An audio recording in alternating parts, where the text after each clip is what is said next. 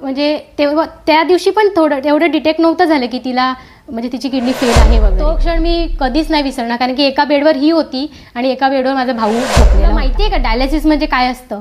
तर म्हटलं नाही माहिती. अगं डायलिसिस म्हणजे दोन्ही किडनी जेव्हा फेल असतात ना तेव्हा डायलिसिस करतात. असं घाम फुटला मला आणि अंग कापायला लागलेलं माझंच नाहीचं. स्वामी समर्थांचं मला एवढ्या वेळा ते समोर आले. त्यांचं ते ब्रीद वाक्यच माझ्यासमोर यायचं की भिवू नको, मी तुझ्या पाठीशी आहे. भिवू नको, मी तुझ्या पाठीशी आहे. त्यावेळी बोलले ते की आता तुला ट्रान्सप्लांट करणं हाच एक ऑप्शन आहे. त्यावेळी मला कळलं की माझ्या दोन्ही किडन्या फेल आहेत. तिला माझेच नातेवाईकातले आहे येऊन डायरेक्टली बोलत होती. तेव्हा तिला माहिती नव्हतं. काय ग तू या किडन्या खराब झाल्या? तिला डायरेक्टली बोलतात. तर ती बोलली काय म्हणजे तू या किडन्या खराब झाल्या ना? छोटी आहे ना माझ्यापेक्षा. माझं कर्तव्य मला करायचं होतं, कारण की पप्पा माझे नेहमी सांगायचे का तू माझा मोठा मुलगा आहेस. पहिलं लग्न घरातलं, त्याच्यामुळे कसं एक असतं आगरी लोकांमध्ये की धूमधाममध्ये होणार लग्न. तसं माझ्या पप्पांचं पण स्वप्न होतं का घरात लग्न होणार ना पहिलं, बाकीचे 2 लग्न कसं पण होते पण मोठीचं लग्न धामधूममध्ये. आम्ही सगळं कॅन्सल केलेलं, कारण की ते पैसे आम्ही दवाखान्यात लावलेले. आणि त्यांना रडत रडत बोलली की पप्पा माझं लग्न बरोबर होईल ना, की आपण डिसेंबरला करूया लग्न.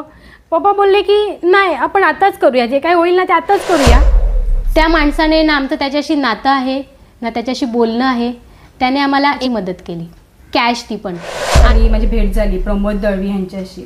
मग त्यांच्या आईच्या हातून म्हणजेच मंदा दळवी यांच्या हातून मला त्यांनी मदत केली आणि ती मदत माझ्यासाठी खूप खूप लाख मोलाची होती. सगळ्यात मोठी लढाई आता सुरू होईल, कारण की ट्रान्सप्लांट हा जो वाचायला आणि लिहायला शब्द जेवढा सोपा आहे ना तेवढा तो सोपा नाही आहे. पालखीतून जेवढे व्यक्ती आलेले, जेवढी माणसं होती, बायका बोला किंवा जेंट्स बोला, त्याच्याकडे असे बघत होते ना की असं वाटलंय का तिने कोणाचं तरी असं मर्डर वगैरे केलं आहे, जेलमध्ये राहिली आहे आणि ती आली आहे. पूर्ण अगदी म्हणजे वरपासून तिला ते खालपर्यंत बघत होते. आणि असं पण आहे की ती लांबून बघत होते, जवळ यायचे आणि विचारायचे हे बरी आहे ना, हां काय झाले. अशी मदत अशी असते ना की जर आपण एका हाताने दिली ना तर ती दुसऱ्या हाताला माहीत नाही पडली पाहिजे. त्याला बोलायला लागले की तू इथे बघतेस हॉस्पिटलमध्ये 50 एज 60 एजची पण लोक आहेत तिथे आणि ती जगण्यासाठी धडपड करतायत, तर तू का म्हणजे असं निराश हौसला दे. हां पॉझिटिव्हच विचार करेल, प्रॅक्टिकल राहील आणि पूर्ण जो काही आजार झालाय ना त्या आजारावर पूर्ण हिमतीने लढेल. नमस्कार, मैं सचिन दीक्षित. आज मैं एक ऐसे जगह बैठा हूँ जो ना पॉलिटिशियन है और ना कोई बहुत बड़ी सेलिब्रिटी है. एक ऐसी बच्ची, एक ऐसी जिसने संघर्ष किया, पत्रकारिता जगत में अपना नाम कम समय में बहुत आगे तक लेके गई थी. आपला महानगर अखबार में बीते वर्ष तक काम किया उसमें. उसके बाद बड़े अखबारों में भी बहुत सारे पेशकश आए थे. उसके बाद एक्सेप्ट भी हो गया था. मैं नाम नहीं ले रहा हूँ उस बड़े अखबार का क्योंकि इन दिनों उस पर नहीं है. ऐसा क्या हुआ प्राची किनी के साथ में कि एकाएक पत्रकारिता से दूर हो गई, एकाएक हम लोगों से दूर हो गई. और हम लोगों को मालूम तब पड़ा, जब मालूम पड़ा कि प्राची किनी आखिर दूर क्यों हुई. तब तक एक बीमारी उसे हो चुकी थी. उस बीमारी से ऐसे वो जूझ रही है कि उसने अपने स्वाभिमान और सम्मान को ध्यान में रखते हुए किसी के आगे यह बताकर किसी का सहानुभूति लेना या किसी को कोई बेचारी कहे शब्द का प्रयोग करे, इसके लिए उसने किसी से बताया नहीं, बल्कि सिर्फ उससे लड़ती रही. उनका पूरा परिवार उसके साथ खड़ा रहा और वो लड़ाई आगे चली. ये बात की जानकारी मुझे हुई, हम सभी को हुई. एक भाई होने के नाते हम सब जब पत्रकारिता में एक साथ काम करते हैं तो क्योंकि एक लाइन है, India is my country end all Indians my brother end sisters, तो कहीं ना कहीं उसको ध्यान में रखते हुए जब हमारी मुलाकात हुई फ़ोन पे बातचीत हुई, उसके बाद जब मिले तो मालूम पड़ा कि प्राची इस गंभीर बीमारी से जूझ रही है. तो आइए मुलाकात करते हैं. उस मुलाकात के बाद जो कहानी मालूम पड़ी, निश्चित रूप से आप हैरान हो जाएंगे. आज प्राची की दोनों किडनियाँ फेल हो चुकी हैं लोपस नामक बीमारी के बाद में. लेकिन ये किडनी फेल कैसे हुई, लोपस बीमारी कैसे हुई और कैसे उस पूरे ये स्वाभिमानी प्राची उस पूरे दौर से गुजरी और उनकी बहन प्रीति किनी इन दिनों कैसे उन दिनों इसके साथ खड़ी रही और कैसे बढ़ी. आइए उनसे बातचीत करते हैं. सबसे पहले कैसे हैं? अच्छे, ठीक. मैं बहुत सारे इमोशंस वाला है ये, बहुत सारे सवाल कर सकता हूँ, लेकिन प्राची, पत्रकारिता से बहुत दूर रहना पड़ रहा है इस समय, तो कैसा लग रहा है? याद आती है? हां, थोडं वाईट वाटतं या गोष्टीपासून, कारण गेल्या किती वर्षापासून हे स्वप्न होतं की पत्रकारितेमध्येच पुढे जायचं, पुढे करिअर करायचं. पण अचानक माझ्यासोबत हे इतकं मोठं काही होईल हे वाटलं नव्हतं. आणि अचानक या सगळ्या गोष्टीपासून, पत्रकारितेपासून लांब जायला पडते. खूप वाईट वाटतंय. प्रीति, जब हुआ तो कब मालूम पड़ा, और ये लूपस बीमारी का कब मालूम पड़ा, और ये घटना कब की थी, कैसे? 3 एप्रिलची ती रात्र होती. 3 एप्रिलला रात्री 9-9:30च्या दरम्यान इथेच बसलेली मी, आणि ही माझ्या बाजूला इथे तिथून आली आणि इथे बसली आणि मला ती बोलली की मला आहे ना हा फेसिंग आहे ना थोडंसं असं क्रॉस जातो आहे. तर मी तिला सांगितलं की थोडं एक्सरसाइज कर म्हणून, बरं होईल, ठीक होईल लगेच. तर 10-15 मिनटं गेली आणि मग ती पुन्हा मला सांगायला आली की तू बघ आधी माझं फेसिंग बघ, हे पूर्ण क्रॉस होतं आहे माझं. तर मग मी तिला सांगितलं चल आपण तयारी करूया आणि डॉक्टरकडे निघूया. आम्ही तर तयारी पण नाही केली. तिला सांगितलं केस वगैरे बांध. तिने तशीच त्या जशी होती तशीच मी तिला गाडीवर बसवलं आणि बाजूच्या क्लिनिकमध्ये घेऊन गेली. तिथे ती नॉर्मल झाली. त्याच्यानंतर मग डॉक्टरांनी गोळ्या वगैरे लिहून दिल्या आणि आम्ही घरी येत होते. नाही तेव्हा हां 1 महिना फक्त राहिलेला माझ्या लग्नाला, आणि सगळं शॉपिंग वगैरेच चाललेलं. नेक्स्ट डेला आपण काहीतरी शॉपिंगसाठी पण जाणार होते आम्ही. तर तिथून गोळ्या वगैरे घेतल्या आम्ही आणि मी यायला निघाली. तेव्हा थर्ड टाईम जे झालं ना ते मी स्वतः बघितलं. ते एवढं भयानक होतं ना, पूर्ण फेसिंगच तिचं क्रॉस जात होतं. मग डॉक्टरांनी लगेच बघितलं आणि सांगितलं आणि लेटर लिहून दिलं त्यांनी. आम्ही हॉस्पिटलमध्ये गेले, बाजूच्या संजीवनी हॉस्पिटलमध्ये. तिथे डॉक्टरांनी डिटेक्ट केलं आणि नंतर तिच्यासमोर ते काय बोलले नाही, पण नंतर मला त्यांनी सांगितलं की हे पॅरालाइज पण असू शकतं. तर पण ते पॅरालाइज नव्हतं, ती एक कमजोरीमुळे, म्हणजे ब्लड सर्क्युलेशन तिचं माइंडला होत नव्हतं, त्याच्यामुळे ते तसं झालेलं. तेव्हा मला म्हणजे तेव्हा त्या दिवशी पण एवढं डिटेक्ट नव्हतं झालं की तिला म्हणजे तिची किडनी फेल आहे वगैरे. तात्पुरता डॉक्टरांनी मेडिसिन वगैरे देऊन ते कंट्रोलमध्ये ठेवलं. आणि ती रात्र माझ्यासाठी खूप भयानक होती. ही रात्र मी माझ्या आयुष्यात कधीच विसरणार नाही, कारण की त्या दिवशी मी घेऊन गेलेली माझ्या फियॉन्सीला सोबत. ते एकटे होते, मी होती, माझा भाऊ होता आणि ही होती. हिला ह्या बेडवर झोपवलेलं. त्याच दिवशी ना, त्याच रात्री माझ्या भावाला छातीत दुखून आलेलं. ते तिला बघून आलं की कसं काय मला माहिती नाही, पण तो संजीवनी हॉस्पिटलच्या बाहेर बसून राहिला. बोलते मला खूप छातीत दुखून आलं आहे. मग त्याला पण फियॉन्सीने उचलून आणलं आणि दुसऱ्या बेडवर झोपवलं. तो क्षण मी कधीच नाही विसरणार, कारण की एका बेडवर ही होती आणि एका बेडवर माझा भाऊ झोपलेला होता. म्हणजे दोघांना मी बघत होती. ही तर खूप तळमळत होती. चौथ्यांदा जे झालेलं ना तिच्या फेसिंगचं, पूर्ण तिची जीभ पण फोल्ड होत होती, हा फेसिंग क्रॉस झालेला. आणि मग मी डॉक्टरांना मी सांगत होती की प्लीज तुम्ही या लवकर. ते डॉक्टर कुलकर्णी डॉक्टर होते, ते लगेच जिथे होते तिथून एकदम धावत स्पीडने आलेले. त्यांनी ट्रीटमेंट दिली. थोडा वेळ तिला तात्पुरता बरं केलं. पण नेक्स्ट डेला आम्हाला लगेच तिचे सगळे रिपोर्ट्स वगैरे काढले. तेव्हा समजलं की जे किडनीचे स्पेशालिस्ट होते ते बोलले की डायलिसिस करावं लागेल. आता डायलिसिस म्हणजे मी माझ्या आयुष्यात तर कधी डायलिसिस हा शब्द मला येत पण नव्हता तो त्यावेळेस. मी हे केलं आणि सिग्नेचर करून त्यांना सांगितलं तुम्ही करा जे काय असेल प्रोसेस. नंतरला मला फोन आला माझ्या मामींचा की बोलते काय झालं गं पुढे. बरं काय नाही, बरं ते डायलिसिस करायचं आहे. तर बोलते काय करायचं आहे. म्हटलं डायलिसिस काहीतरी सांगितलं त्यांनी. अगं बोलते तू वेडी आहेस का, तुला माहिती आहे का डायलिसिस म्हणजे काय असतं. तर म्हटलं नाही माहिती. अगं डायलिसिस म्हणजे दोन्ही किडनी जेव्हा फेल असतात ना तेव्हा डायलिसिस करतात. तेव्हा म्हणजे मला एवढं असं घाम फुटला मला आणि अंग काफायला लागलेलं माझं पूर्ण. म्हटलं मी कोणत्या पेपरवर सिग्नेचर केलेत, मला काय समजलंच नाही काहीच. मग ते थांब मी आली. जेव्हा ते आले तेव्हा आम्ही सगळं डॉक्टरांशी डिस्कस केलं, पप्पा पण होते. तेव्हा आम्हाला समजलं की तिचं किडनी फेल आहे असं. वहाँ से फिर आपको अस्पताल चेंज करना पड़ा, फिर घर में लाए कैसे? त्याच्यानंतर आम्ही विचारलं की त्याचं कारण काय आहे, किडनी फेल झाले त्याचं काहीतरी कारण असेलच ना, की मेडिसिन जास्त घेतल्या म्हणून की काय असं असेल की. तर त्यांनी मग सांगितलं की बायोप्सी करावं लागेल किडनीचं. आता किडनीचं बायोप्सी म्हणजे काय ते पण माहिती नव्हतं. तर मग विचारलं की काय असतं किडनीचं बायोप्सी म्हणजे. तर त्यांनी सांगितलं की एक ऑपरेशन होणार, बाहेरून डॉक्टर येणार आणि किडनीचा सॅम्पल घेतला जाईल. म्हणजे डायरेक्टली ते मध्ये सुई टाकून ती सॅम्पल काढला जाईल. पण ते पण खूप रिस्की असतं. ते तुम्हाला बोलते विचारपूस करून किंवा डिस्कस करून फॅमिलीमध्ये नंतर आम्हाला कळवा. तर ती रात्र पण म्हणजे असं काय करू काय नाही तेच. आणि ती जी रात्र होती ना, ती एक देवाचा अनुभव म्हणजे अनुभूती होते ना, तशी ती रात्र होती. पूर्ण सकाळपासून ते संध्याकाळपर्यंत विचार करत होते सगळे की काय करायचं. नंतरला एक हिचाच फ्रेंड आलेला, तो बोलला की बघ तू विचार करतो एवढा मोठा डिसिजन इथे संजीवनीमध्ये म्हणजे घेऊ नकोस, आपण बाहेर कुठेतरी मशिनरी वगैरे चांगले असतात, आपण तिथे बायोप्सी करू. मग मी ठरवलं, म्हटलं आपण आता बाहेर बायोप्सी करायचं. पण तिची तेवढी कंडिशन नव्हती, ती व्हेंटिलेटरवर होती आणि तिला वेंटिलेटर तेवढं पे थी? ऑक्सिजन ऑक्सिजनवर होती ती, म्हणजे तेवढं नाही होणार ना कवर बॉम्बेला जाईपर्यंत, आणि तिला हलता पण येत नव्हतं. तर मग पप्पा बोलले का आपण अजून विचार करूया. पण मी तेव्हा विचार केला, म्हटलं नाही आपण जायचं बॉम्बेला, दुसऱ्या शिफ्ट hospital ला shift करायचं, करायचं असं आपण बोलले. शिफ्ट करूया बॉम्बेलाच. तर म्हटलं ठीक आहे, मग आता आजची रात्र जाऊ द्या. नंतरला ना असंच म्हणजे मी इंस्टाग्राम वगैरे स्क्रोल करत होती, तेव्हा मला ते स्वामी समर्थांचं समजलं. ते मी खूप वेळा मला त्यांची अनुभूती आली. तेव्हा मला समजलं का जर आपण तिला हलवलं ना तर काहीतरी चुकीचं करणार, जे काय होईल ना ते आता इथेच होणार. मी देवांचं नाव घेतलं आणि लगेच त्याच दिवशी रात्री 2:30 वाजता मी जाऊन नर्सला सांगितलं. आपको ऐसा लगा की आप स्वामी समर्थ भगवान आपके साथ? हां, मला त्यावेळेस खरंच वाटलं, कारण की मी जेवढे पण इंस्टाग्राम त्या दिवशी रात्री मी झोपलीच नाही.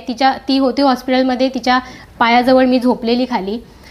तेव्हा मला ना असं वाटलं ना की नाही आता नाहीच न्यायचं. स्वामी समर्थांचं मला एवढ्या वेळा ते समोर आले, त्यांचं तो एक ते ब्रीदवाक्यच माझ्यासमोर यायचं की भिवू नको, मी तुझ्या पाठीशी आहे, भिवू नको, मी तुझ्या पाठीशी आहे. हेच कंटिन्यू मला तेच येत होतं. म्हटलं काहीतरी इशारा मिळतोय आपल्याला देवाचा, म्हणून आपण इथेच हे करूया. मी 2:30 वाजता जाऊन सांगितलं सिस्टरांना की बायोप्सी इथेच करायची आहे असं. फिर वहाँ पहुँचे, मालूम पड़ा बायोप्सी का, आपको रिपोर्ट कब आया और जब मालूम पड़ा तो उसके बाद की सिचुएशन? 5 दिवसांनी रिपोर्ट आला बायोप्सीचा. आणि तेव्हा आम्हाला माहिती पडलं की किडनी 5 स्टेजवर आहे आणि लुपस नावाचा 5 स्टेजवर आहे. तेव्हा माहिती पडलं, आणि लुपस नावाचा आजार झाला हे पण त्याच वेळेस आम्हाला माहिती पडलं. डॉक्टर के पास जाने पर ये जो किडनी का प्रॉब्लम था, तो आपको जब मालूम पड़ा कि किडनी फेल और आप ट्रांसप्लांट कराना है, तो कितनी समस्या, आपको वेंटिलेटर में आईसीयू में रखना पड़ा बड़े हॉस्पिटल? 15 दिवस ICU मध्ये होती ना. 15 दिवस हॉस्पिटलमध्ये होती, त्यामध्ये 7 दिवस ICU मध्ये होती. उस दिन कैसे बीते वो जब आपको मालूम पड़ा वो सारा? खूप बेकार कंडिशन होती त्या दिवशी, कारण खूप म्हणजे सांगूच नाही शकत मी. अशी परिस्थिती आहे नाही, म्हणजे एक्सप्लेनच नाही करू शकत जे अनुभवलंय ते. पिताजी रिक्शा चलाते हैं और फैमिली इस तरह से पूरा? पप्पांना माहिती होतं आधीच की म्हणजे हे त्यांच्या मित्रांनी सांगितलेलं, हॉस्पिटलमध्ये जे आहेत नाही त्यांचे मित्र, त्यांनी सांगितलेलं की ट्रान्सप्लांट करावंच लागेल आणि 5व्या स्टेजला मुलीची म्हणजे आहे असं. त्यावेळेस मला पप्पांनी सांगितलं नव्हतं ही गोष्ट. मला नंतर त्यांनी भेटले मला आणि मला बोलले की बस इथे माझ्याजवळ, मला तुला काहीतरी सांगायचं आहे. तर मग मी बसली, मी बोलली बोला काय झालं. मी त्यांना एवढं मी सांगत होती त्यांना की काय नाही, आपण ट्रीटमेंट घेऊया, होईल चांगलं. त्याच्यानंतर मग ते बोलले की नाही असं की असं झालं आहे, तिचं किडनी ट्रान्सप्लांट करावं लागेल, किडनी फेल आहे तसं. तेव्हा मला खूप वाईट प्राची, वाटलं. जब तुमको मालूम पड़ा कि किडनी फेल हो गया है, शादी थी इनकी, घर पे आए, तो कई लोग मिलने आने वाले, तो कैसा लगता था कि अजीब, ऐसा लगता था कोई लोग पूछे तो फिर अचानक कि वही आया पूछ रहा है, तो ऐसा कुछ क्या? ॲक्च्युली ज्या दिवशी मला माहिती पडलं ना की मला एक्झॅक्टली काय आजार झाला आहे, हॉस्पिटलमध्ये असताना 7व्या-8व्या दिवशी माहिती पडलं मला. ते पण मला ह्यांनी नव्हतं सांगितलं कोणी.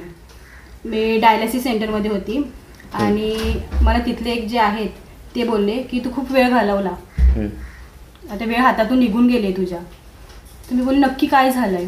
तर त्यावेळी बोलले ते की आता तुला ट्रान्सप्लांट करणं हाच एक ऑप्शन आहे. आणि त्यावेळी मला कळलं की माझ्या दोन्ही किडन्या फेल आहेत असं. तर मी ना असं विचार करत होती की हे मम्मी पप्पांना माहिती असेल का. अच्छा. हां, म्हणजे मला माहिती पडलं 7व्या-8व्या दिवशी, पण त्यांना आधीच माहिती होतं मम्मी पप्पांना, पण मला माहिती नव्हती की त्यांना माहिती आहे हे. कारण मला नॉर्मल असं वाटलेलं की मला किडनीला फक्त इन्फेक्शन आहे असं वाटलेलं, पण किडनी फेल आहे हे नव्हतं माहिती. मला वाटलं फक्त इन्फेक्शन आहे. आणि मग तर मी असं मला माहिती पडले, हे मम्मी पप्पांना माहिती पडल्यानंतर त्यांचं रिॲक्शन काय असेल. आणि त्यांना कोणत्या कारण कोणत्या पण आई बापांना त्यांच्या मुलांना त्रास झालेला आहे कोणालाच बघवणार नाही. सो मला असं मी आली जेव्हा डायलिसिस करून नंतर मी आली. और घर में शादी का माहौल था? नाही, आधी जेव्हा हॉस्पिटलमध्ये होती तेव्हा हम्म. रात्रीचे 10-11 वाजलेले. डायलिसिस करून मला पुन्हा वॉर्डमध्ये शिफ्ट केलं. तेव्हा मम्मी पप्पा होते आणि मी अशी गपचूप शांत होती. पण मी सांगितलं नाही त्यांना की मला माहिती पडले की मला एक्झॅक्टली काय झाले हे मला माहिती पडले, हे मी त्यांना समजून नाही दिलं. मी जस्ट अशी बसलेली होती आणि पप्पा मला विचारतात की काय झालं. मी काय नाही, मग तशी नाराज का आहेस तू. ती बोलली नाही काय नाही, मी ठीक आहे असं. तर मग ते काय कसलं टेन्शन घेते. तर मी असं खूप रडायला लागली की मला समजले की मला काय झालं आहे असं. आणि मग मम्मी पण खूप जोरात रडायला लागली, पप्पा पण खूप जोरात रडायला लागले की मला समजले की मला काय झालं आहे असं. तर पप्पा असं रडत बोलायला लागले की तू इथे बघतेस हॉस्पिटलमध्ये 50 एज 60 एजची पण लोकं आहेत इथे आणि ती जगण्यासाठी धडपड करतायत, तर तू का म्हणजे असं निराश हां तू का निराश होतेस, तू पण होशील ठीक वगैरे. तर मी असं रडून त्यांना बोलायला लागली की मी माझं आयुष्यच काय बघितलं आहे, मी माझ्या आयुष्याची आत्ता सुरुवात केली आणि इतक्या लवकर हे सगळं होते माझ्यासोबत, इतक्या लवकर देवाने माझ्या आयुष्यात इतके कठीण प्रसंग दिलेत. सो मला असं खूप रडायला आलं. आणि हे बोलत असतानाच ना डॉक्टर आले. राहुलला डॉक्टर येतात, ते डॉक्टर येत होते रूममध्ये. डॉक्टरना रडताना बघून थांबले असं आणि मी असं जोरात ओरडून डॉक्टरांना तुम्ही यामध्ये मला बोलायचं आहे तुमच्याशी असं. ते डॉक्टरांसोबत सिस्टर वगैरे सगळे होते, इंटर्न डॉक्टर वगैरे, तर सगळे आले. मग तुम्ही सगळ्यांनी बाहेर जा, मला फक्त डॉक्टरांशी बोलायचं आहे. आपको? हां, मी असं बोलले डॉक्टर, मला फक्त तुमच्याशी बोलायचं, तुम्ही सगळ्यांनी बाहेर जावा. ते सगळे बाहेर गेले आणि मी डॉक्टरांना सांगितलं की मला जे काय झाले ना ते खरं स्पष्ट बोला माझ्याशी. सगळं काही सहन करण्याची आणि सांभाळून घ्यायची माझ्यात हिंमत आहे, त्यामुळे तुम्ही स्पष्ट बोला मला काय झालं आहे ते. आणि डॉक्टर शांत होऊन बोलले की हां बोल काय विचारायचं आहे तुला. तर मी बोलली की मला काय झालं आहे सांगा, माझी किडनी डॅमेज आहे का. तर ती बोलली हां किडनी डॅमेज आहे. मी बोलली लेफ्टवाली आहे की राईटवाली, म्हणजे दोन्ही पण बोलते किडनी डॅमेज आहे. तर मी बोलली की मग आता ऑप्शन काय आहे, हे डायलिसिस माझं कधीपर्यंत थांबेल. तर ते बोलले की सांगू नाही शकत, कदाचित जर बरं वाटलं तर 3 महिन्यापर्यंत आपण बघूया काय होते, 3 महिन्यानंतर थांबलं नाही तर ट्रान्सप्लांटचा विषय करूया असं. तर बरं, तरी मला असं खूप रडायला आलं, खूप रडत होती मी.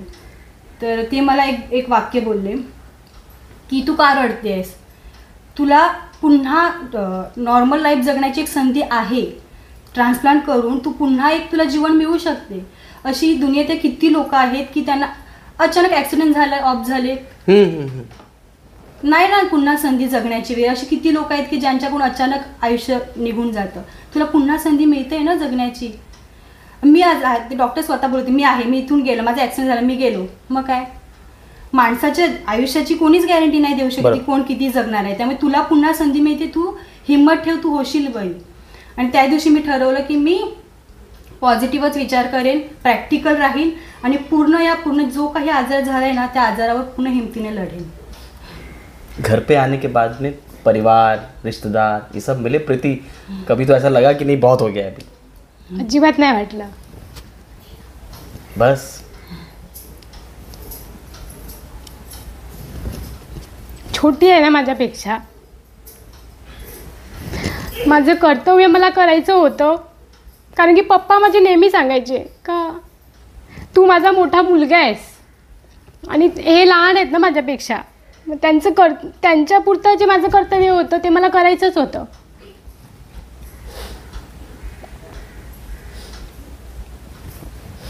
अजिबात नाही वाटलं. पुढे पण जर करायचं झालं ना, हे पण कोण पण असो, माझ्या फॅमिलीतलं असो किंवा आता माझं लग्न झालं आहे, माझी नवीन फॅमिली आहे त्यांच्यासोबतचं पण असो, मी माझ्या कर्तव्यासाठी पप्पा नेहमी बोलतात कर्तव्य करायला कधीच मागे नाही पडायचं, कोणाला पण मदत करायला पण कधी मागे नाही पडायचं. आणि तिथं माझी बहीण आहे, मला असं कधीच नाही वाटलं की मी बस झालं आता मी थकली वगैरे. माझ्या परीने अजून काय करता येईल ना तेवढं मी करेन.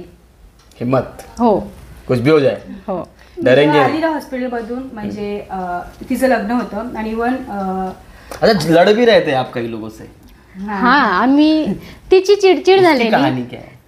म्हणजे तिच्यासोबत. नहीं इनके साथ नहीं, जब कोई ऐसी आपको सिचुएशन. हां तिला जेव्हा माहिती नव्हतं, मी नाव नाही घेत, नातेवाईक मधलीच आहेत ते जेव्हा मी तेव्हा ना क्लासमध्ये होती, त्यावेळेस मला क्लासच्या मुलींनी पण त्यांना पण त्यांचं पण मी नाव घेणार, कारण की त्या मुलींनी मला एवढं सपोर्ट केलं ना, क्लासच्या मुलींनी. मी क्लास सोडून मी हॉस्पिटलमध्ये जायची, त्या यायच्या चावी घ्यायच्या, क्लास ओपन करायच्या, कारण की मी पैसे घेतलेले आहेत त्यांच्याकडून, त्याच्यामुळे मी त्यांना मध्ये सोडू नाही शकत असं. पण त्या मुलींनी खूप मला मदत केली, त्यांचं पण मी खूप खूप थँक्यू सांगते त्यांना पण. त्याच्यानंतरला ना मी क्लासमध्ये होती आणि हिला माझेच नातेवाईकातले आहे येऊन डायरेक्टली बोलत होती. काय? तेव्हा तिला माहिती नव्हतं. काय ग तुझ्या किडन्या खराब झाल्या? तिला डायरेक्टली बोलतात. तर ती बोलली काय म्हणजे तुझ्या किडन्या खराब झाल्या ना? तर ती बोलली नाही. तर मग ती गेली निघून. मी जेव्हा संध्याकाळी हॉस्पिटलला गेली ना तेव्हा तिने मला सांगितलं का अशी अशी आलेली आणि मला सांगत होती की तुझ्या किडन्या बोलते खराब झालेत. त्याच्यानंतरला मी तिला फोन केला, फोन केला, फोन नाही उचलला तिने की लागला नाही असं काहीतरी झालं.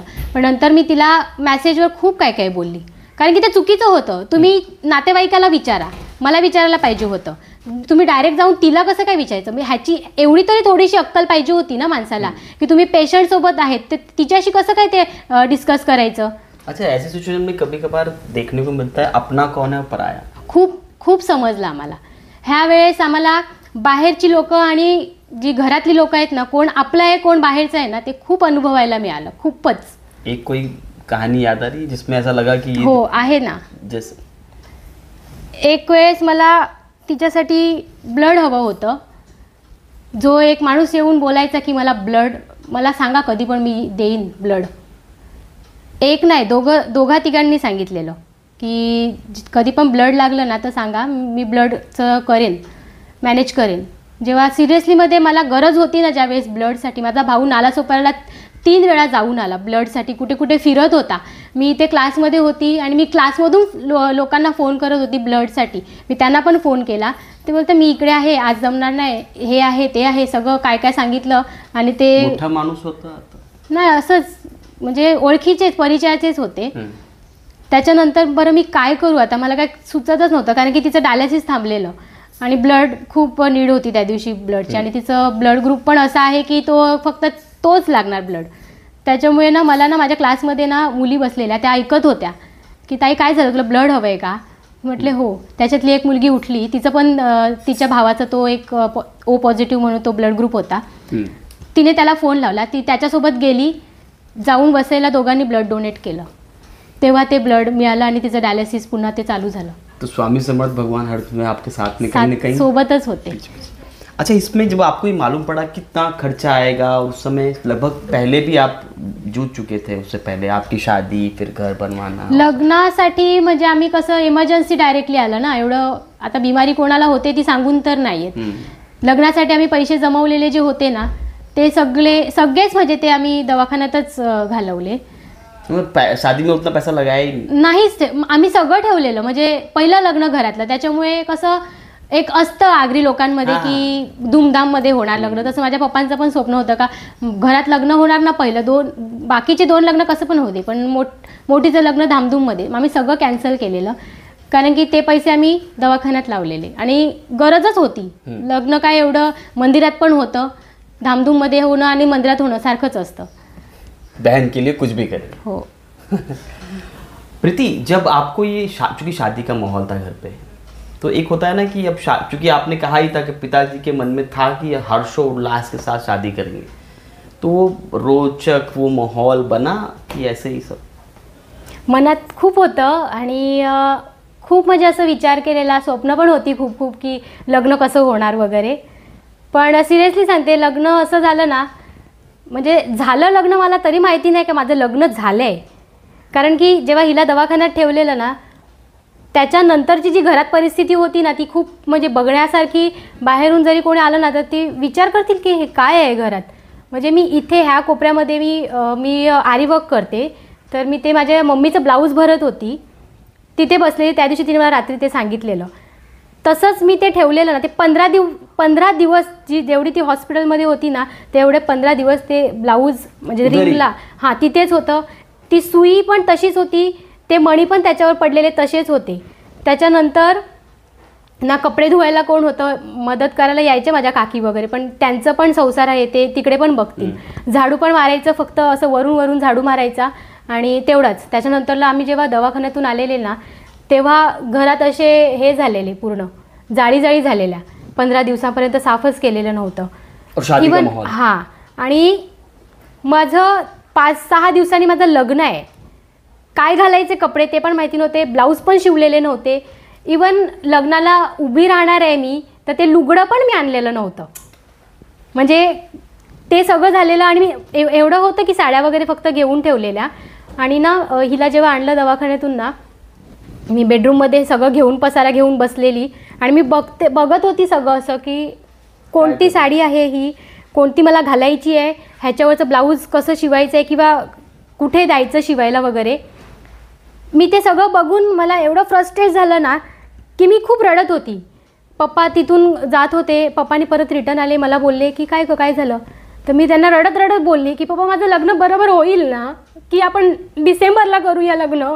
पप्पा बोलले की नाही आपण आताच करूया, जे काय होईल ना ते आताच करूया. तर म्हटलं नाही होणार पप्पा लग्न. पप्पा बोलले नाही होईल लग्न, जसं होईल तसं आपण करूया, पण करूया. मी त्यांना बऱ्याच वेळा सांगितलं पप्पा नाही आपण डिसेंबरलाच करूया लग्न, कारण की पत्रिका पण आणलेल्याच होत्या. पप्पा बोलतात नाही एवढ्या पत्रिका वगैरे छापल्यात आपण करून टाकूया. नंतर ये उस टाइम पे आपके ससुराल पक्ष के लोग आपका सपोर्ट वैसे ही खूप सपोर्ट केला त्यांनी. इवन मला लग्नानंतर पण त्यांनी एवढा सपोर्ट केला आहे ना. माझ्या सासू ज्या आहेत ना मला माझ्या आईपेक्षा पण म्हणजे खूप सपोर्टिव्ह आहेत. मी जेव्हा पण बाहेर निघते ना ते माझ्या आता कपडे पण माझे तेच धुतात अभी भी. हो आता पण मी जेव्हा इंटरव्ह्यूला इथे येते ना तेव्हा घरात असंच काम पडलेलं. जेवण पण त्यांनीच केलं, कपडे पण त्यांनीच धुतले, भांडी पण त्यांनीच घासली. म्हणजे माझे सासरे, माझी सासू, माझी नणंद आहे, नणंद पण माझी खूप सपोर्टिव्ह आहे. इवन माझा नवरा पण मला एवढा चांगला मिळाला आहे ना की कधीच मला त्यांनी सांगितलं नाही की तू कशाला एवढं करते त्यांच्यासाठी, किंवा तुम्ही लहानपणी एवढ्या भांडायच्या तर तू कशाला त्यांना सपोर्ट करते असं वगैरे कधीच. हो खूपच, पण कधीच नाही सांगितलं. त्यांचा खूप मला सपोर्ट आहे. मला सासर जे मिळालं आहे ना ते म्हणजे सोने पे सुहागा सांगतात ना तसं आहे. खूप बेकार परिस्थिती होती लग्नाच्या ह्याच्या वेळेस, पण ते कसं घडलं कसं झालं ते सगळं देवाने करून घेतलं आणि व्यवस्थित झालं सगळं. लग्नानंतर पण लग्न झालं. आज बुधवारी माझं लग्न झालं.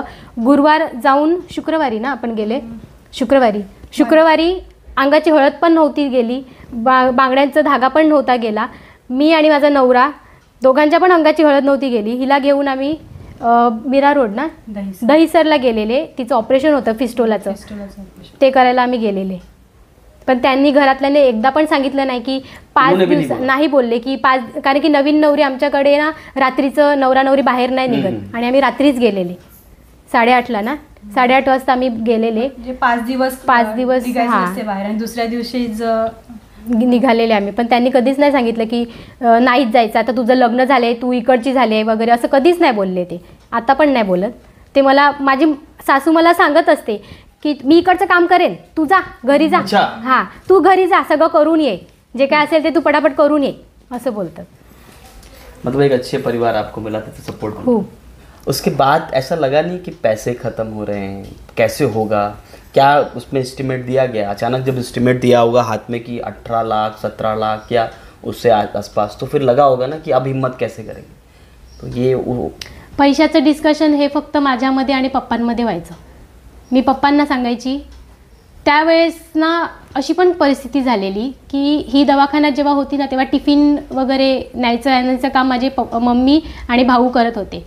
त्यांना अचानक काय झालं, कावीळ आणि टायफॉईड झाला, दोघे पण घरी बसले. त्याच्यानंतरला मग ना माझे काका आणि माझी काकी ते टिफिन घेऊन जात जायले, कारण की 15-20 दिवस हॉस्पिटलमध्ये होते, त्यांना पण बरं नाही. ते बंद झाले. माझे मामा आणि मामी टिफिन न्यायला लागले, ते पण बंद झाले. त्याच्यानंतर आम्ही राहिले फक्त. बंद हो गए. हां बरंच नाही ना, नाही म्हणजे बरंच नाही, तब्येतच बिघडली त्यांची. म्हणजे जे कोणी टिफिन घेऊन जायचे ना त्यांची तब्येतच बिघडायची. ते लगेच घरीच बसले. त्याच्यानंतर फक्त मी देवाला एवढीच प्रार्थना केली. त्या दिवशी मी ना मठात गेलेली आणि मी लोटांगण घालून देवाला प्रार्थना केली की मला आणि माझ्या पप्पांना सेफ ठेव, कारण की हिला वाचवायला आणि हिला हिंमत द्यायला फक्त आम्ही दोघेच आहेत आता. त्यावेळेस मग ती तशी परिस्थिती झाली आणि पैशाचं डिस्कशन तिला तर अजिबात नाही. ती सांगायची की कसं काय करशील पप्पा पैशांचं, कोणी पैशाची मदत केली का, तर मला म्हणजे मी बोलत होती कारण मला समजलेलं की आता खूप बिल वगैरे होणार. आणि तिच्या लग्नाची तयारी घरात चालू होती, कारण पत्रिका वगैरे छापून आलेल्या, ऑलरेडी शॉपिंग पण झालेली. आणि त्याच्यात पण आमच्यात कसं ज्वेलरी वगैरे खूप घालतात, तर थोडंफार म्हणजे आधीच पप्पांना टेन्शन होतं लग्नाचं, कारण थोडंसं पैशांचा थोडासा इश्यू होता. त्यामुळे तो आधीच टेन्शन होतं आणि त्यात मला अचानक ॲडमिट केलं. मग ना मला असं की आता पैशांचं कसं काय करते. मी हॉस्पिटलमध्ये झोपून विचार करत होते पैशांचं कुठून आणतील पप्पा असं वगैरे. तर हे लोक मला भेटायला येते, पैसे कोणी दिली मदत केली ती. तर हे लोक बोलतात तू पैशांचं का टेन्शन करते, आम्ही बघतो, तू नको, तू फक्त आराम कर आणि मी तिला सांगायची अगं आज ना म्हणजे डायरेक्टली मी सांगते आज बरं मामा आलेले, मामाने आपल्याला ना एवढे एवढे पैसे देऊन गेले, नाही तर मग आज हे आलेले त्यांनी ना एवढे एवढे पैसे दिले मदत म्हणून. अच्छा ऐसे तिला सांगायची मी कारण की माझी हां म्हटलं पैशाचं नको टेन्शन घेऊ, होईल कुठून होईल कसं होईल माहीत नाही पण होईल, नक्कीच होईल. तसं करता करता मग कसे जमले आम्हालाच कळलं नाही, केली पण मदत पण झाली. इस बीच में ऐसा पण हां अजून एक हे सांगते, नाव घेऊ का नको समजत नाही. तो जर बघत असेल तर तो त्याला समजेल, नाव नाही घेत मी. त्या माणसाने ना त्याच्याशी ना आमचं लेणं नाही देणं नाही. तो माणूस कधी आम्हाला म्हणजे आलेला तो आणि काहीतरी 6-7 वर्षांनी तो आउट ऑफ इन असतो तो 6-7 वर्षांनी आलेला इकडे. त्याच्यानंतर ना तो घरी आला. तो रोज यायचा, आमचा दरवाजा बंदच असायचा, ही हॉस्पिटलमध्ये होती तेव्हा. रोज फेऱ्या घालायचा समोरून दरवाजासमोरून, पण दरवाजा त्याला उघडा दिसलाच नाही कधी. जेव्हा हिला घरी आणलं ना तेव्हा तो आलेला, हिला बघायला आलेला. त्या माणसाने ना आमचं त्याच्याशी नातं आहे ना त्याच्याशी बोलणं आहे. त्याने आम्हाला एक मदत केली, कॅश ती पण. आला माझे पप्पा बसलेले आणि बोलला की ही माझ्याकडून मदत आहे, द्यायचं असेल तर द्या, नाही दिलं तरी चालेल पण ठेवा. पण त्यावेळेस म्हणजे असं वाटलं की नको घ्यायला, पण नंतर परत असं वाटलं की नाही घेतले तर परत कुठून मिळणार असं तो एक सीन झालेला. मला जेव्हा हे माहिती पडलं आणि आता ट्रान्सप्लांट करायचं आहे, एवढी मोठी रक्कम आहे तर ती कशी जमा करायची या विचारतच होते मी. आणि याच दरम्यान माझी ओळख झाली, माझी भेट झाली प्रमोद दळवी यांच्याशी. इससे पहले भी कभी हुई थी उनसे? नाही, माझी त्यांची या आधी ओळख नव्हती. मी ओळखत होती त्यांना पण भेट नव्हती कधी झाली त्यांच्याशी. तर त्यानंतर मी त्यांना सांगितलं की माझी परिस्थिती काय आहे, काय सिच्युएशन आहे वगैरे. मग त्यांच्या घरी वगैरे मी गेली, त्यांनी बोलावलं घरी मला. आणि मग त्यांच्या आईच्या हातून म्हणजेच मंदा दळवी यांच्या हातून मला त्यांनी मदत केली. आणि ती मदत माझ्यासाठी खूप खूप लाख मोलाची होती. ऐसे और कोई शख्स जो आया हो अचानक आपके सामने? आता सध्या तरी जे ट्रान्सप्लांटचा आता विषय चालला आहे त्याच्यानंतर बऱ्याच जणांनी आम्हाला मदत केली ना. जे हॉस्पिटलमध्ये होते ना तर त्यांनी पण मदत केलेली आम्हाला. त्यांच्याकडे म्हणजे आमच्याकडे तेव्हा पैसे नव्हते हॉस्पिटलमध्ये ॲडमिट करण्यासाठी, तर तेव्हा पण त्यांनी सांगितलेलं. यहाँ के क्षेत्र के विधायक हैं, उनसे मुलाकात हुई, बातचीत हुई? हितेंद्र ठाकुर जी हैं, उनसे बातचीत हुई? कोणाशी? हितेंद्र ठाकुर जो यहाँ के विधायक हैं उनसे बातचीत हुई स्पेशल? हां, ही गेलेली ना. हां, मी गेलेली त्यांच्याकडे, त्यांच्याशी बोलणं वगैरे झालं. आता CM फंडसाठी वगैरे ते लोक करतायत मदत, CM फंड सिद्धिविनायक करून वगैरे. त्यांनी सांगितले मला, मोटिवेट केले की तू टेन्शन नको घेऊ, मशीनवर. अब क्या लगता है जिस तरीके से अभी पैसा एक सबसे बड़ी चीज़ है, तो पैसा एक है कि वो अरेंज करना है, फिर वो सारा बीमारी से सारी टेस्ट वगैरह से निकलना है, क्या लगता है कितनी हिम्मत कैसे? खरी सुरुवात तर आताच होणार आहे, बड़ी लढाई. हो, सगळ्यात मोठी लढाई आता सुरू होईल. कारण की ट्रान्सप्लांट हा जो वाचायला आणि लिहायला शब्द जेवढा सोपा आहे ना तेवढा तो सोपा नाही आहे. एखाद्या माणसाच्या बॉडीमधून त्याचा पार्ट काढणं आणि तो दुसऱ्याच्या बॉडीमध्ये टाकणं खूप क्रिटिकल आहे. त्याच्यामुळे प्रत्येकाला, घरातल्यांना, प्रत्येकाला आम्हाला माइंड एकदम शांत ठेवायला लागणार आहे आणि फक्त आता देवावर विश्वास ठेवूनच पुढचं पाऊल उचलायचं आहे. अच्छा, इस बीच में ऐसा लगा कभी कि नहीं यार ये क्या हो रहा है, हमारे साथ समस्या ये है और सामने वाले ने तो ऐसा कर दिया, ऐसा कभी हुआ? हां, माझ्यासोबत एकदा काय झालं, मी जेव्हा हॉस्पिटलमधून आलेली ना तर ना असं लोक मला बघायला वगैरे यायचे, तसं काय पण असं प्रश्न विचारायचे. एकदा एका पप्पाने एका बाईने सांगितलं की तुम्ही लोकांना म्हणजे कुत्र्यांना, प्राण्यांना वगैरे जेवण वगैरे देता, इतकं त्यांच्यावर प्रेम वगैरे करता, मग तुमच्या मुलीसोबत असं कसं झालं? अरे हां, तर ते असं बोलायला लागले की तुमच्या मुलीसोबतच असं कसं काय झालं, तुम्ही एवढं हे वगैरे करता. तर त्यावेळी पप्पा सांगायला लागलेले की रामाने पण वनवास भोगला, शेवटी नशिबात असतं ते घडणारच आहे. पण म्हणजे मी एक कधी कधी विचार करते ना, त्यावेळेला असं वाटतं की कदाचित ज्या वेळेला मला ॲडमिट केलं तेव्हा माझी तब्येत एवढी क्रिटिकल होती ना, कदाचित त्यावेळेला माझं मरण आलं असेल. पण आज कदाचित माझ्या मम्मी पप्पांची किंवा आमची काही पुण्याई असेल की मला अजून एक संधी मिळते जगण्याची. मी तर हाच विचार करते. तो कहीं ना कहीं उनके लिए बहुत बड़ी बहुत तमाचा है उनके लिए. इस तरह का सवाल पूछकर नहीं करना चाहिए. जैसे इस तरह से जो गंभीर बीमारी से होता है उसको बार बार पूछकर, मुझे लगता है ऐसा नहीं करना चाहिए. क्यों प्रतीक? तिला जेव्हा हॉस्पिटलमध्ये आणलेलं ना, तेव्हा ना आमच्या ना 2-3 दिवसांनी ना गावात ना म्हणजे हनुमानची हे होती ना, यात्रा होती, पालखी होती. तर ती बोलली की मी पालखीचं दर्शन घेणार, मला घ्यायचं आहे, देव दारासमोर आलं आहे आणि मी दर्शन नाही घेणार तर ते चुकीचं आहे ना.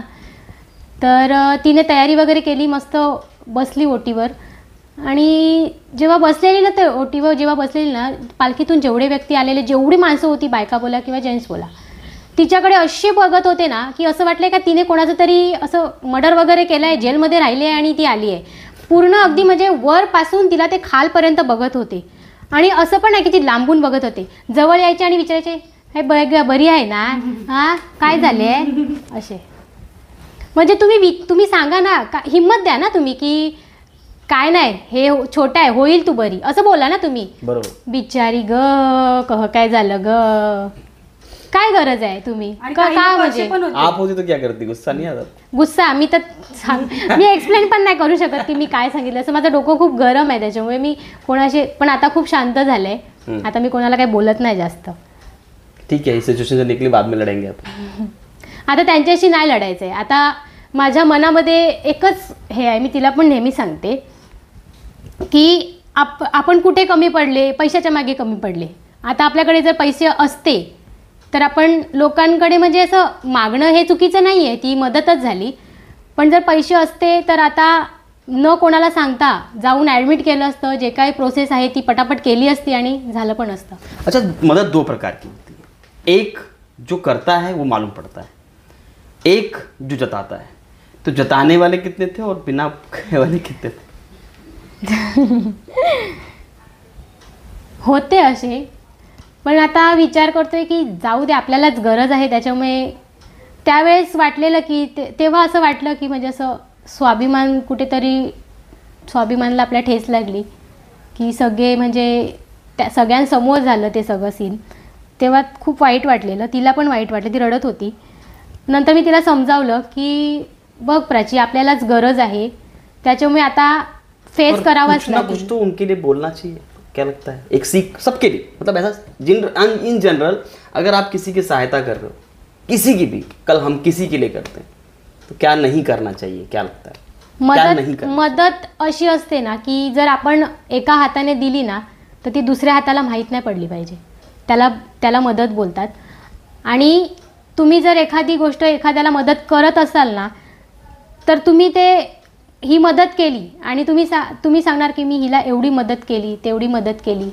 आणि मग ते सगळं मी एक्सप्लेन पण नाही करू शकत ते की कसं बोलायचं काय ते. पण ती मदत नसते, तो शोबाजी असते. ती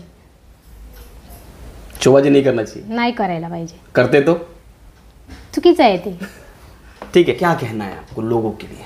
अपील. मला असं वाटते ना की एखादा ना व्यक्ती आजारी असेल ना, तर त्याला तुम्ही ना मोटिवेट करा त्या परिस्थितीतून बाहेर निघण्यासाठी. तुम्ही त्यांच्यासमोर ना येऊन त्याला डिमोटिवेट नका करू किंवा की अरे बिचारी ही कसं, आता अजून हिचं लग्न पण नाही झालं, आता हिचं फ्युचर काय असेल किंवा कसं असेल. तर तुम्ही अशी नका तिला हे करू. त्या व्यक्तीनं असं सांगा, तुम्ही हिंमत द्या पुढे जाण्यासाठी की तू ह्याच्यातून, हे काही छोटंच आहे, लगेच निघशील तू ह्याच्यातून, तू स्ट्रॉंगली ह्या लढाईसोबत हे कर, फाईट कर. म्हणजे असं त्यांनी सांगायला हवं. एवढंच वाटतं मला. प्रीति, आपको कितनी हिम्मत है? लड़ेंगे और जीतेंगे? हो, जिंकणार. पक्का? नक्कीच. हो, कुछ भी हो जाए, किती म्हणजे काहीही होऊ दे, जिंकायचंच आहे. ये हिम्मत होती है. Thank you. मैं इस पूरे वीडियो में इतना ज़रूर कहूँगा, आपने बहुत सारी बातें सुनी होंगी, लेकिन एक बात समझने वाली है. एक छोटी बहन के साथ एक बड़ी बहन भाई की तरह खड़ी है. एक बेटी के साथ पिता, उसके पास भले कुछ हो या ना हो, लेकिन पूरी हिम्मत के साथ खड़ा है, एक स्वाभिमान के साथ खड़ा है. एक छोटी बहन के लिए बड़ी बहन स्वाभिमान है और दोनों बहनों के लिए उसके पिता स्वाभिमान है. तो हमारा क्या दायित्व बनता है? हमारे पत्रकार समूह में बहुत सारे लोग हैं जो इस क्षेत्र में हैं, जो जानते हैं प्राची के बारे में। उन सभी ने अपने आप को आगे बढ़ चढ़ कर हिस्सा भी लिया है और ले भी रहे हैं और भी लेंगे, ऐसा भरोसा है मेरा। इन सभी लोगों से कहना है, प्राची के लिए हम सभी को आगे आना चाहिए। रक्षाबंधन का दिन है, हम अपनी बहन के लिए आगे नहीं आएंगे तो किसके लिए आएंगे, लेकिन जब आएँ तो शोर ना करें। ये शोर बताएगा कि आप उस लायक नहीं। अगर आप शोर नहीं करेंगे अपनी बहन की, जरा एक आराम से सोचिए कि अगर आपके घर में बेटी होती तो आप क्या करते। मेरे घर में मेरी बहन है, हालांकि प्राची मेरी बहन ही है, अगर वैसा हो तो क्या मुझे शोर करना चाहिए? इस बात का विचार करने के बाद अपने कदम आगे बढ़ाइए। और प्राची के लिए स्क्रीन पे दिए गया नंबर, मैंने शुरू से लेकर आखिरी तक स्क्रीन पे लगातार चल रहा है। प्राची की मदद के लिए वो स्क्रीन पे नंबर, वो बारकोड लगातार चल रहा है। आप अपनी तरफ से जो मदद हो सकता है, इनको करीबन 18 लाख के आसपास के रुपए की ज़रूरत है। कहीं भी मांगने के लिए इन्होंने अपने आप को आगे नहीं किया, लेकिन इनका कहना है कि भगवान साथ में, भगवान स्वामी समर्थ इनके साथ में, इस विश्वास के साथ में आगे बढ़ रहे हैं। आप लोग भी आगे कदम बढ़ाइए और हम प्राची को फिर से पुनः एक नया जीवन देकर एक उदाहरण प्रस्तुत करेंगे कि ऐसा भी समाज में होता है। धन्यवाद आज के लिए।